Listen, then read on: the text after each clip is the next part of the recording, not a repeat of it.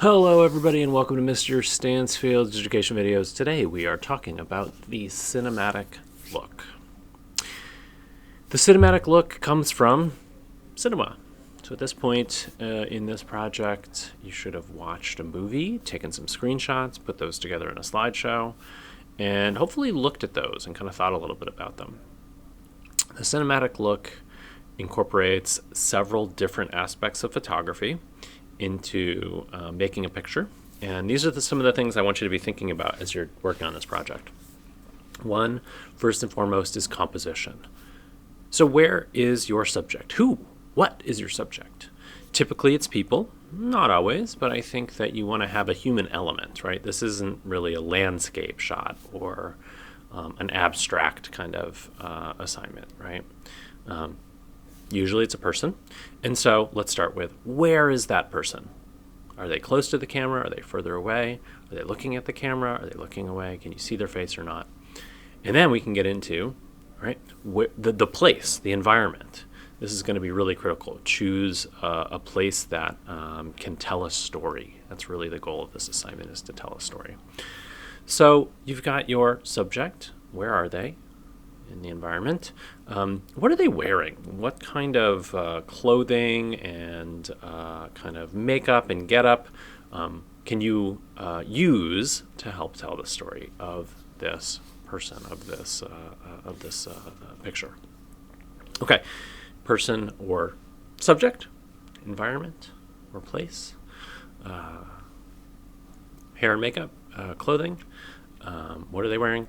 And what's next? Well, you've got facial expression. If somebody's looking at the camera, if you can see somebody's face, facial expression is going to make a big difference. One of the things that we noticed when we looked at all of the screenshots from our research is that oftentimes with the cinematic look, it's not a smile at the camera, right? There's some kind of emotional tone to it that helps to kind of tell the story. So the same with body language. So the posing or body language of a person is going to tell a story about the emotional tone. And I would encourage you to really try to get away from smile for the camera, right? Is your person or subject happy or sad, right? And then you can break that down even further. I would encourage you to just get on Google and search for emotion adjectives, right? And there's pages and pages of like perplexed, confused, angry, but like resentful versus like kind of revengeful, right? There's sort of different kinds of ways of thinking about anger. And that's going to really help to tell your story if you have some details about the kind of emotional tone that you're going for. All right, so you've got composition, what's in the picture and what's not in the picture. I would really encourage you to look carefully as you're composing your photo to think about what's not in the picture, and then eliminate anything that doesn't belong there. If you're like, oh, well, I can't move that painting, then move the camera, right? If like, oh, this like Christmas tree is here, but it's going to be, I'm trying to do like a warm summer type of a picture. Well, move the camera, move the tree, find a way to make the picture that you're trying to make. Composition is what's in the picture, what's not in the picture. So really think hard and carefully about that. Next is going to be lighting. Now, for the most part, most of us aren't going to have that much control over the lighting of the image. That's okay. We can do some post-production. But to the degree that you can, control your lighting. So that might mean, where you put the camera, where you put the subject. Think about natural lighting. Typically, if it's indoors, it's coming from the windows or doors in a building. If it's outside, you're sort of at the mercy of what time of day. But if you can shoot sunrise, sunset, magic hour before or after, and you can get some really nice color in your lighting. Okay, composition, lighting, and then color. So color really tells a story. Color is one of the most critical things that you can control in a cinematic look. Now we can do some of that in post-production. You can change some colors around, but think about clothing. What's the color of the clothing? Think about the environment. What's the color in the environment and how are they interacting with each other? One of the things that we have done as part of our research is looked at the Instagram account Instagram account for this cinematic color, ways that cinema uses color to really capture the emotional tone and tell a story.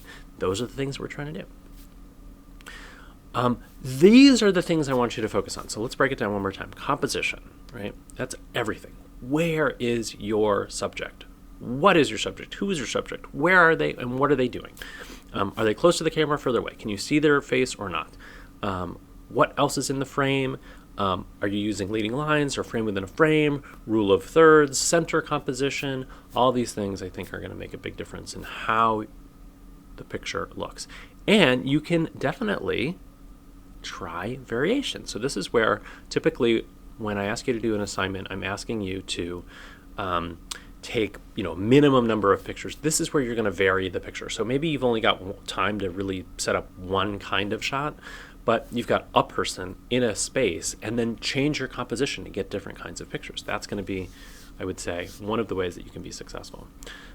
Trying all those different kinds of compositions. Okay, composition, color, and light. These are the things that we're really trying to use to tell a story. Ultimately, I want to see a picture that tells a story in a single frame. It's not the group of photos, right? It's a single picture. Think of it as a screenshot. If you could sort of extrapolate a story from a single picture, that's going to be a successful cinematic look picture. So if you can do that, all the better. Once we capture those photos, we'll work on the editing part. So that whole post-production, there's a whole bunch of stuff we're going to look at. Editing photos, looking at color grading is what they call it in cinema, but really it's just editing the color after the fact in post-production. And we're going to be using Photo P this year. But there are lots of ways of looking at color in digital editing apps. So that's what we're going to do. All right. Look at Google Classroom for the Google Doc on